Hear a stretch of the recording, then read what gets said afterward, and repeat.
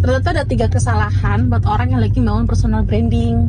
Yang pertama tuh kayak misalkan dia tuh terlalu memikirkan image. Jadi dia nggak bisa jadi dirinya sendiri, malah seakan-akan dia tuh pengen niru orang lain. Kayak misalkan padahal kan orang nge-follow dia, habis itu nonton videonya dia itu tuh karena itu dianya, kan apa adanya dia real, bukan karena dia tuh mirip seseorang atau mirip pun siapa.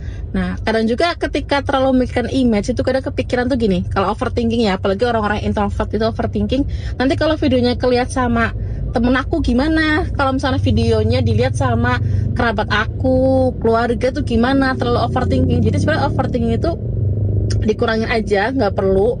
Dan udah nggak usah mikirin aja pendapat orang lain, yang penting kita fokus sama apa yang lagi kita jalanin. Terus kesalahan yang kedua itu kalau misalnya lagi bangun personal branding itu terlalu ganti-ganti gaya, ya kayak aku kemarin juga gitu. Pertama gaya affiliate, habis itu yang kedua gaya masak, habis itu yang ketiga pernah gaya video lucu-lucuan kayak gitu juga pernah. Nah itu yang bikin audiens tuh bingung, sebenarnya kamu tuh siapa, lagi ngapain, kenapa kok ganti-ganti gaya terus. Bukannya orang kenal, malah kitanya tuh makin bosen.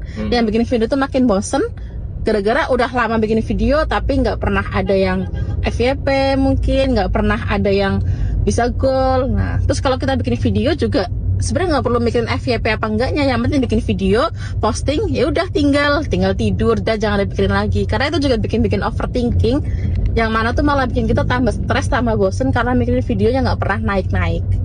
Terus kesalahan yang ketiga itu nunggu sempurna dulu. Padahal kalau kita lagi mau personal branding itu nggak harus nunggu sempurna, action dulu, sempurnanya beriringan. Kalau nunggu sempurna kita nggak akan bisa action. Yang penting action dulu, habis itu sambil bangun personal branding. Karena personal branding itu ada atau dibentuk seiring berjalannya waktu, bukan kita nunggu sempurna dulu, karena orang kan nggak ada yang sempurna ya.